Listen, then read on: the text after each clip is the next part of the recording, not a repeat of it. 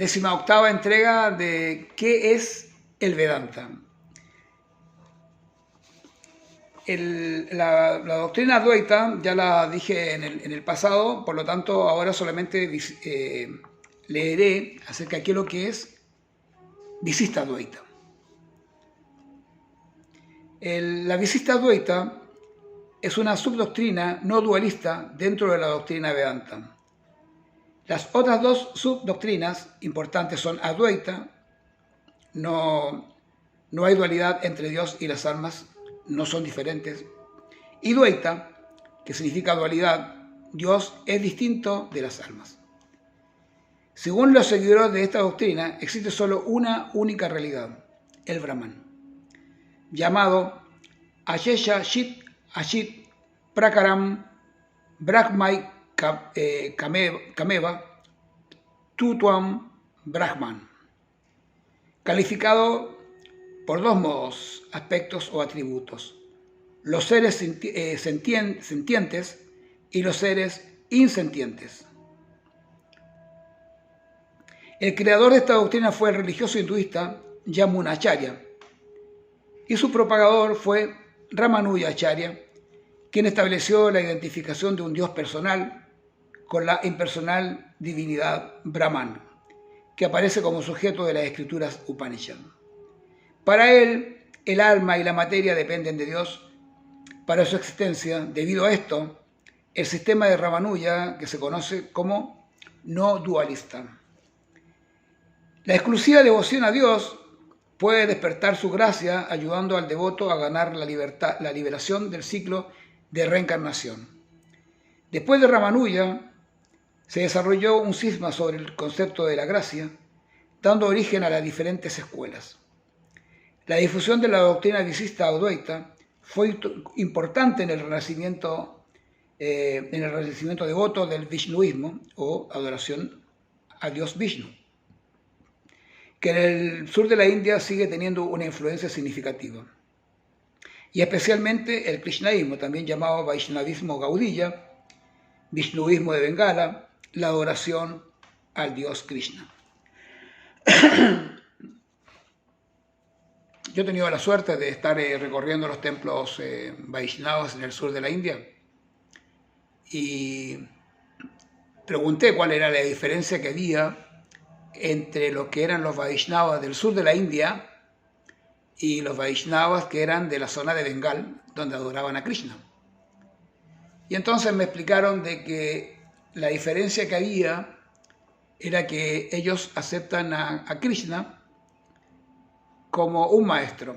O sea, estaban hablando en anteriores entregas, estaba diciendo de que una persona puede tener diferentes relaciones con Dios, ya sea como hijo, como amigo, como padre, como discípulo. O sea, puedes tener muchas relaciones, todas las relaciones que se tienen en la tierra con diferentes personas, esas mismas relaciones se pueden tener con Krishna.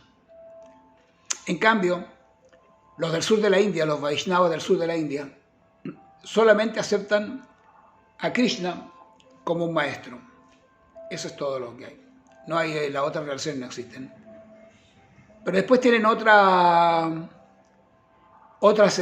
creencias. Por ejemplo, ellos tienen una creencia de espíritus encarnados, de espíritus que quedaron en la tierra, que se llaman Alvar. Los Alvar son unos espíritus que protegen, que cada uno tiene una cualidad, y ellos tienen una religión que es completamente diferente al resto de la India. Tienen grandes templos, todos los templos del sur de la India son maravillosos, se llama cultura dravidiana, ¿no? Y los templos se llaman templos drávidas. En realidad todo lo que es lo del sur de la India le llaman drávida, que se llama Pancha Drávida, significa las 5 provincias del sur de la India que son drávidas, ¿no? Y son como especies de pirámides muy altas, así, que tienen todas las figuras que van con todas las relaciones que existen entre los semidioses y los dioses.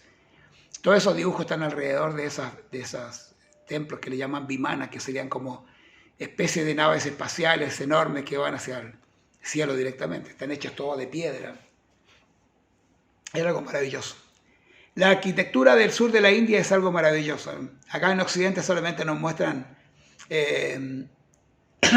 ¿cómo se llama?, a los egipcios, nos muestran las ruinas de los romanos, las ruinas de los griegos, pero por alguna razón siempre han negado la posibilidad de conocer lo que es el origen del mundo, que está en la India. Esos templos son maravillosos, la arquitectura. Mientras los hindúes fabricaban, construían castillos y palacios y ciudades enteras hasta con cloacas y con agua, ¿no? Con baños, con limpieza, era otra, porque ahora vemos a una India decadente. Ya no tanto ahora, porque ahora la India ha cambiado mucho. La India ahora es la cuarta economía del mundo y pronto será la tercera economía del mundo. Entonces ha cambiado mucho, hay mucho dinero ahora ahí en la India. Igual como creció China, así está creciendo la India también. Mientras que Occidente todavía en Francia meaban en los rincones, orinaban en los rincones y defecaban en el jardín esos jardines que tenían aquí en Francia, en los jardines de Versalles, con todos sus laberintos muy lindos. En realidad todas esas cosas eran todo para que fueran ahí a defecar. No existían los baños. Y sin embargo en la India hace 5.000 años que han habido palacios y ciudades maravillosas. Claro que todo lo que es avanzado con el tiempo se destruye. Podemos ver también, lo estamos viendo ahora en Estados Unidos, que era el país más avanzado, y vemos que hay ahora miles y millones de personas muy, muy pobres que viven en sus carros, viven en sus coches. Familias enteras que viven en un coche porque no tienen para pagar un alquiler. Y la decadencia de Estados Unidos es terrible. Eso la gente no lo sabe. El capitalismo es complicado. Entonces, claro, al ver el sur de la India, vemos las maravillas que ellos fabricaban, que construían. Estuve en un templo que se llama el de las 1000 columnas y es impresionante porque es un templo enorme, enorme, y está todo hecho suspendido en columnas, todo de piedras talladas. Bueno, en la India es algo maravilloso. Hoy, el día 15 de agosto se celebra el Día de la Independencia de la India. Cuando ya presente esto, será en 2 o 3 días. Ya habrá pasado. Y la India, ya digo, que no solamente es increíble en la arquitectura, sino que también en lo que es la filosofía. Y es una filosofía muy extensa y muy hermosa, muy amplia. Y es diferente en el sur, en el centro y en el norte de la India, son todos diferentes. Tienen un principio que es el principio básico, que son los Vedas, pero después son diferentes interpretaciones de lo que es este conocimiento. Bueno, seguiremos hablando de lo que es este conocimiento que es tan apasionante, tan entretenido y que nos ayuda a crecer, ¿no? Con lo que creamos al final es que esto sirve, y lo mejor es la práctica completa de utilizar todos los elementos. La devoción, la acción, el intelecto, la práctica de las asanas y el yoga físico y la meditación, todo se debe utilizar de una forma natural y espontánea y vas a tener un crecimiento espiritual muy amplio. Bueno, ya, Hare Krishna, Namaste.